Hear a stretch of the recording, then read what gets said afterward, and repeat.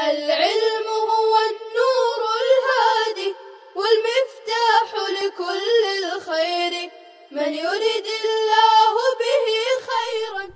الحمد للہ وکفا وسلام علی عبادہ الذین اصطفا. اما بعد،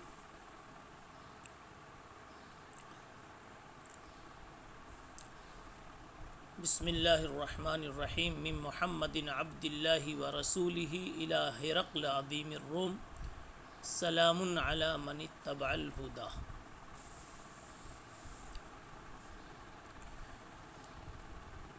رسول اللہ صلی اللہ تعالی علیہ وسلم کے مکتوب گرامی کی یہ عبارت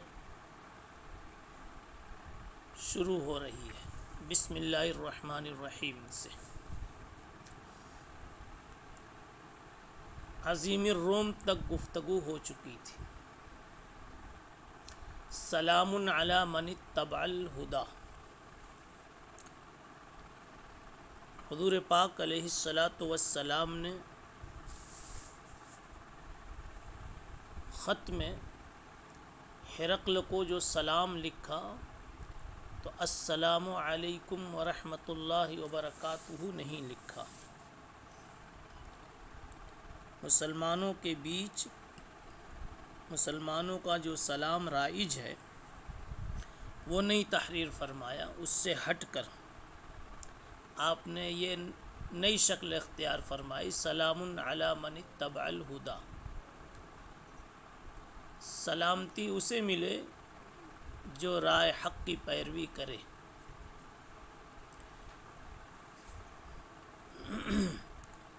یہ جملہ السلام علیکم کے ہی قائم مقام ہے، لیکن اس طرح سے کہ اگر وہ مخاطب حق پر ہے اور حق پر آ جاتا ہے تو ہماری طرف سے اس کو ایسی ہی سلامتی کی دعا جیسے السلام علیکم کے کلمے سے ہماری دعا ملتی ہے.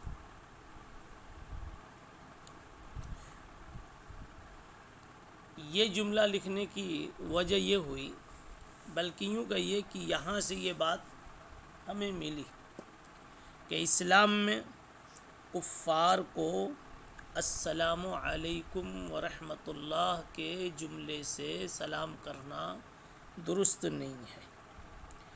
یہ مسلمانوں کے سلام کے لیے جملہ بنایا گیا.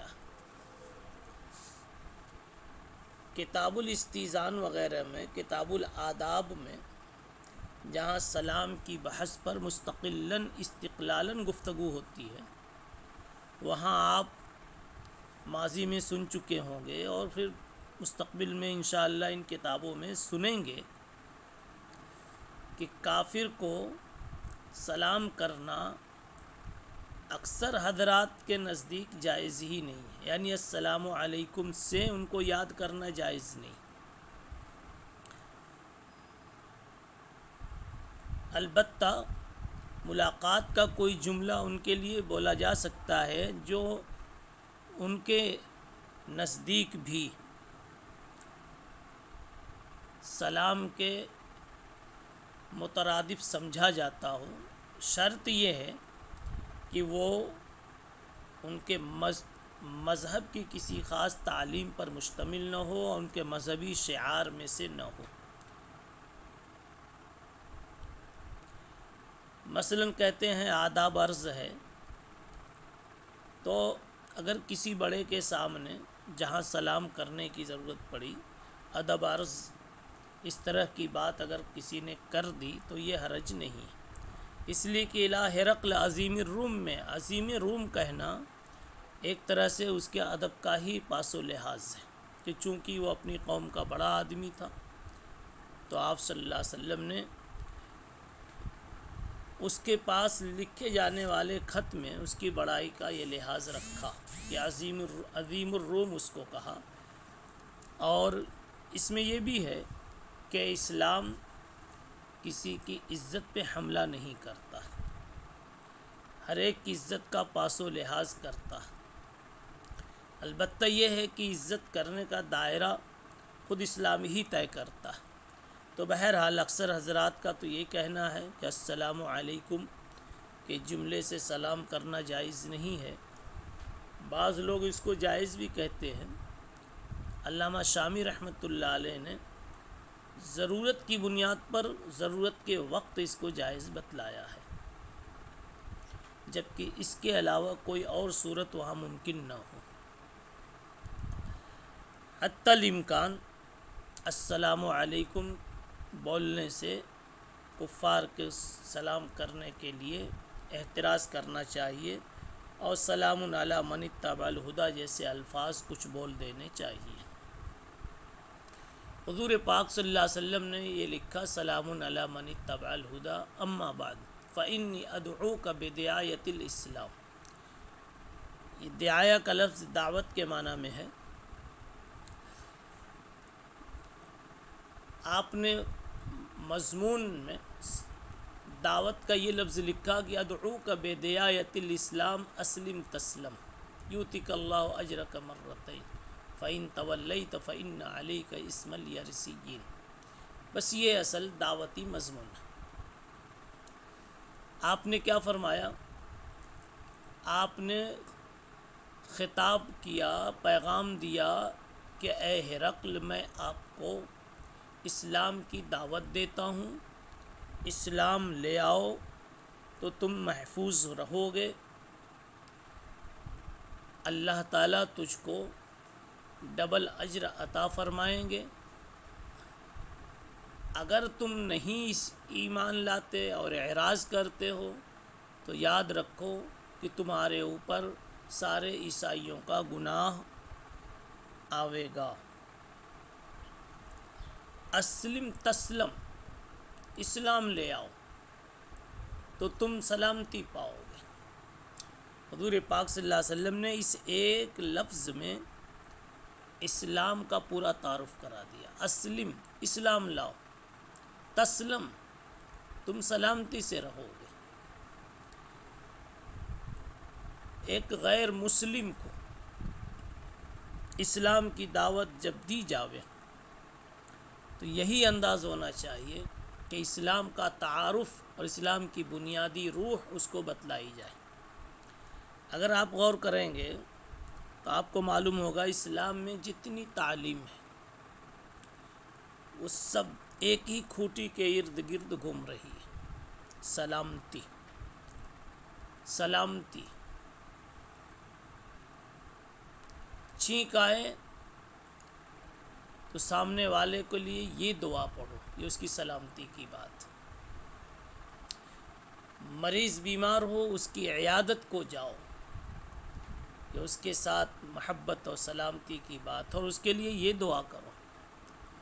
کمزور کی مدد کرو، اس کے لیے سلامتی کی بات۔ معاملات میں غش و غبن مت کرو، سلامتی کا معاملہ۔ اسلام کے ہر حکم میں، چاہے براہ راست یا کسی قدر تفصیل کے بعد، آپ کو سلامتی ہی کی روح مضمر نظر آئے گی۔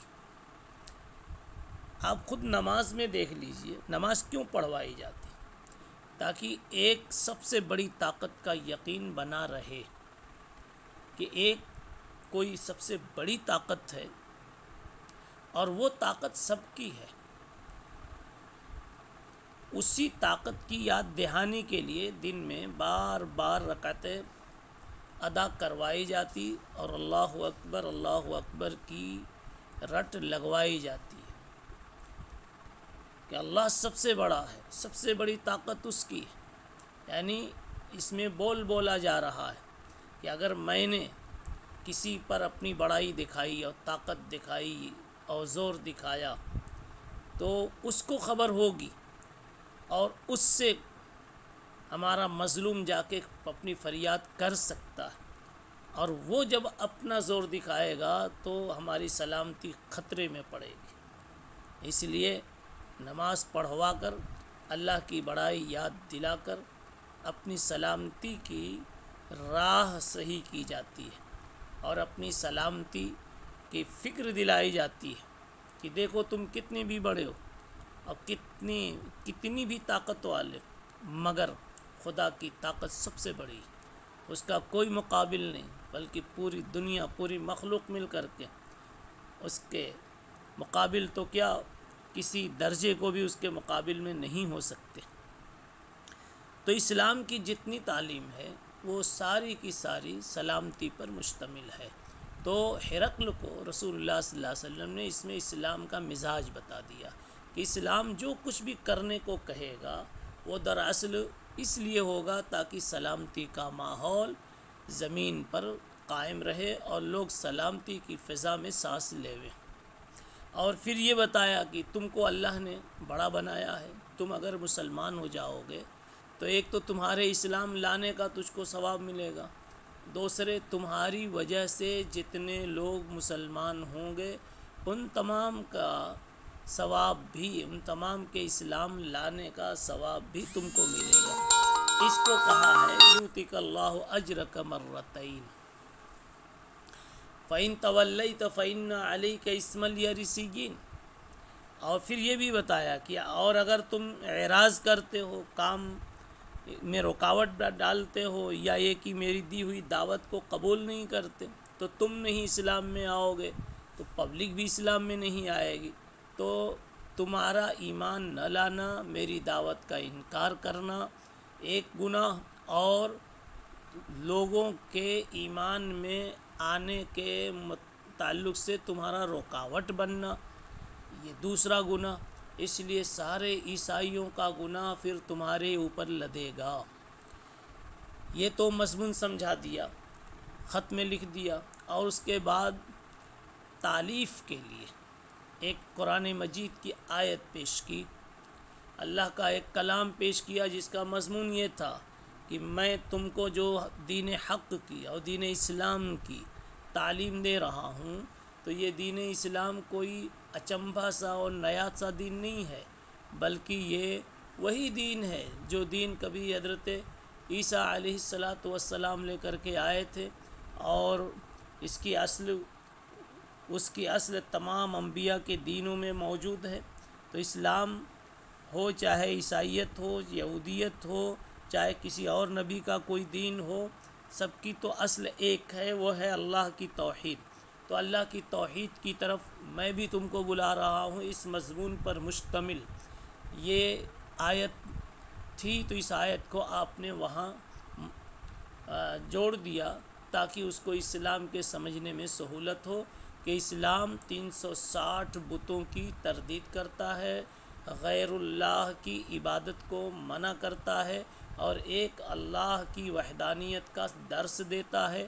اور عیسائیوں، تم بھی ایک اللہ ہی کی طاقت کے، قوت کے، اس کی بڑائی کے، اس کی معبودیت کے قائل ہو، اس لیے تمہارا اسلام میں آنا کوئی مشکل کام نہیں ہے، بلکہ سمجھو اپنے ہی مکان کے 2 روم میں سے ایک روم سے دوسرے روم میں جانے کے مترادف ہے۔ یہ سمجھانے کی آپ نے اس طرح کوشش فرمائی۔ یا اہل الکتاب تعالوا الی کلمۃ سواء بیننا وبینکم الا نعبد الا اللہ ولا نشرک بہ شیئا۔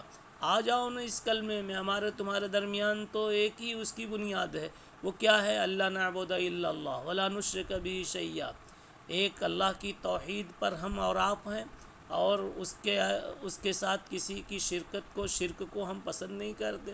یہی بات آپ لوگ بھی کہتے ہیں، یہی بات ہم بھی کہہ رہے ہیں۔ وَلَا يَتَّخِذَ بَعْضُنَا بَعْضًا أَرْبَابًا مِّن دُونِ اللَّهِ، کئی رب کے قائل نہ آپ ہیں نہ ہمیں۔ یہ درس دیا فَإِن تَوَلَّوْا فَقُولُوا اشْهَدُوا بِأَنَّا مُسْلِمُونَ، اور یہ بھی سمجھا دیا کہ اگر کوئی اتمام حجت کے بعد، اتنی پیاری بات کے بعد بھی اگر کوئی نہیں مانتا ہے اللہ تعالیٰ کی بات کو، تو ہمارا کام ہے یہ کہہ دینا کہ بھائی ہم تو بس مسلمان ہیں، اور تم بھی گواہ رہو کہ ہم کیا ہیں؟ مسلمان ہیں۔ باقی یعنی ہم کسی پر مسلط نہیں ہوتے، آپ اگر مانتے ہیں تو مانتے ہیں، نہیں مانتے ہم کسی کو منانے کے لیے مسلط نہیں ہوتے۔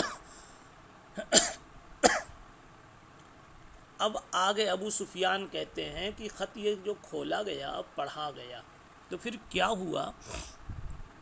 ابو سفیان کہتے ہیں کہ پس جب ہرقل نے وہ بات کہی جو اس نے کہی، یعنی اپنی بات کہہ لی اور وہ فارغ ہوا خط کے پڑھنے سے، تو کثر عندہ الصخب، وہاں شور ہوا، آوازیں بلند ہوئی، یعنی عیسائیوں نے اور وہاں کے موجودین نے ایک عجیب سی بات دیکھی کہ ہمارا بادشاہ تو دوسرے مذہب کی تائید کر رہا ہے اور دوسرے مذہب کو قبول کرنے کی باتیں کر رہا ہے، تو کثر عندہ الصخب، اس کی وجہ سے شور و شغب شروع ہوا اور آواز اونچی ہونے لگی۔ اب کون کیا بول رہا ہے، کون کیا بول رہا ہے؟ کہتے ہیں ابو سفیان کہ وہاں سے ہم کو نکال دیا گیا۔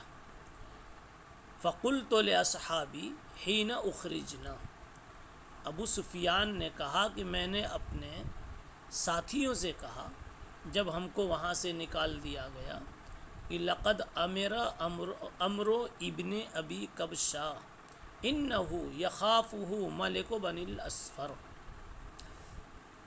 اس کا حاصل یہ ہے کہ ابو سفیان کہتے ہیں کہ جب ہم کو وہاں سے نکال دیا گیا اور عیسائیوں کا شور شروع ہوا رسول اللہ صلی اللہ علیہ وسلم کے اس خط کے مضمون کی وجہ سے، تو ابو سفیان کہتے ہیں کہ ہم باہر آ گئے، نکال دیے گئے، تو باہر آ کر کے کیا کہا لقد امرو ابن ابی کبشہ، محمد کا معاملہ تو بہت دور تک پہنچ گیا ہے اور بڑی قوت پکڑ گیا ہے، دیکھو نا روم کا بادشاہ ڈرتا ہے۔ یہ تو ابو سفیان کے مقولے کا حاصل میں نے بتایا، باقی الفاظ و تعبیر کچھ عجیب سی ہے ابو سفیان کی۔ یعنی ابو سفیان نے یہ کہا کہ دیکھو محمد رسول اللہ صلی اللہ علیہ وسلم کو ہم نے مکے میں رہنے نہیں دیا، مجبور ہو کر کے ان کے ساتھیوں کو، کسی کو مدینہ جانا پڑا، کسی کو حبشہ جانا پڑا، ہم نے ظلم کی حد کر دی اور ہم نے ان کی آواز پہ کان نہیں دیا، لیکن اس بندے خدا کی بات اتنی اللہ نے پہنچائی اور اتنی اس میں قوت ڈالی کہ اس وقت دنیا کا جو سب سے بڑا بادشاہ ہے، سب سے بڑی جس کی حکومت ہے، جس کی سب سے بڑی طاقت ہے، ہرقل، وہ بھی اس محمد صلی اللہ علیہ وسلم سے ڈر رہا ہے۔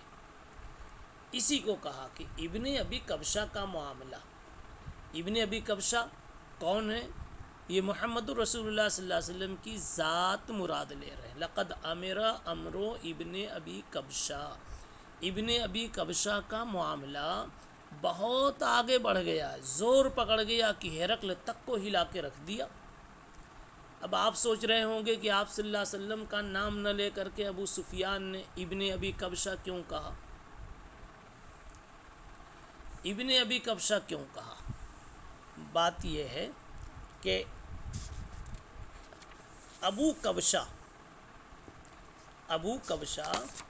یہ حضور پاک صلی اللہ علیہ وسلم کے ایک رضائی چچا کی کنیت تھی جن کا نام حارث تھا، تو اس کنیت سے یاد کیا۔ ابو کبشہ کے بیٹے کا معاملہ بہت آگے بڑھ گیا۔ اصل میں جہاں کسی مصلحت سے کسی نام کو چھپانا ہوتا ہے تو وہاں اس طرح کی تعبیر اختیار کی جاتی۔ کئی اقوال اس سلسلے میں ہیں کہ ابن ابی کبشہ کیوں کہا گیا۔ بعض کا خیال ہے کہ حضور پاک صلی اللہ علیہ وسلم کے ننیھالی ناناؤں میں سے کسی کا نام ہے۔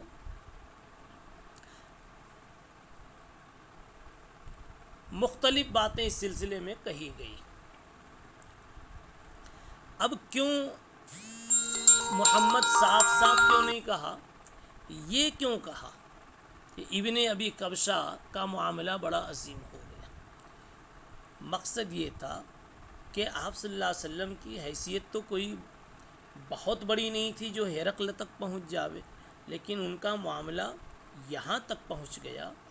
یہ نام چھپا کر کے اپنے اس تأثر کو پیش کرنا اصل میں یہ بتانا ہے کہ وہاں کہ لوگوں کے بیچ یہ بات ظاہر نہ ہو جائے کہ ابو سفیان جو اس وقت مکے کا سب سے بڑا آدمی ہے، اس نے بھی حضور پاک صلی اللہ علیہ وسلم کی پھیلتی ہوئی تبلیغ سے متاثر ہو کر یہ بات کہی ہے، یعنی ابو سفیان پر بھی اس کا اثر پڑ گیا۔ اس کو چھپانے کے لیے اس نے محمد صلی اللہ علیہ وسلم کا نام نہیں لیا اور ابن ابی کبشہ سے تعبیر کیا۔